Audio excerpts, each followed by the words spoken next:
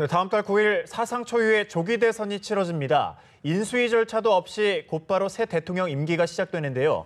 정확히 임기 시작은 언제부터일지 궁금하실 겁니다. 또 취임식에서 봤던 대통령 선서, 이번에는 언제쯤 볼 수 있을지도 궁금하실 텐데요. 박상률 기자가 대선 따라잡기에서 알아봤습니다. 대선 따라잡기, 오늘은 18대 대통령 취임식 현장으로 돌아가 보겠습니다. 박근혜 전 대통령이 선서를 하고 있네요. 잠시 들어보실까요? 나는 헌법을 준수하고 국가를 보위하며. 안타깝게도 박 전 대통령은 지금 헌법 위반을 이유로 사상 첫 탄핵 대통령이 됐죠. 자, 다시 돌아가서 취임식은 대통령 선거가 끝나고 2달이 훨씬 지나서 진행됐습니다. 그렇다면 박 전 대통령은 취임식이 진행될 때 당선인 신분이었을까요? 아니면 대통령 신분이었을까요?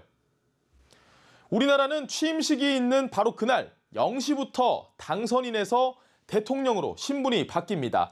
그러니까 취임식에 참석해 선서를 하기 전에 집에 있던 새벽부터 이미 대통령이 된 겁니다. 잠시 미국 대통령의 취임식 장면 보실까요?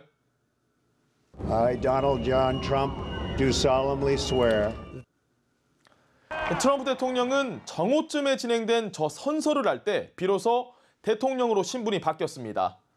대통령 선거가 가지는 무게감이 우리나라와는 조금 달라 보이네요. 사상 처음 겪는 탄핵 후 조기 대선은 대통령으로 신분이 바뀌는 시점도 특이합니다.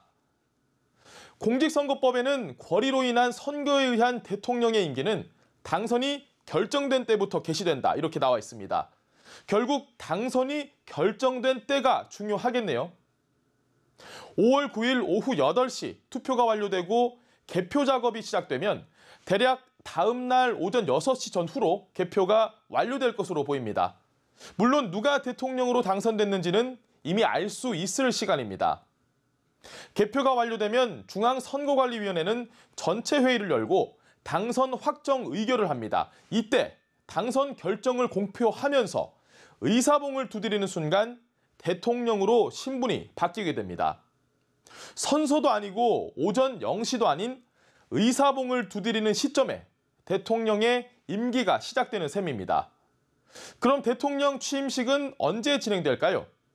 통상 대통령 당선인 시절 인수위는 취임식 준비위원회를 따로 만들어 한 달 넘게 취임식 준비를 합니다. 하지만 이번 대선에서는 인수위가 없기 때문에 정부도 어떤 식으로 취임식을 진행해야 할지 감을 못 잡고 있는 상태입니다.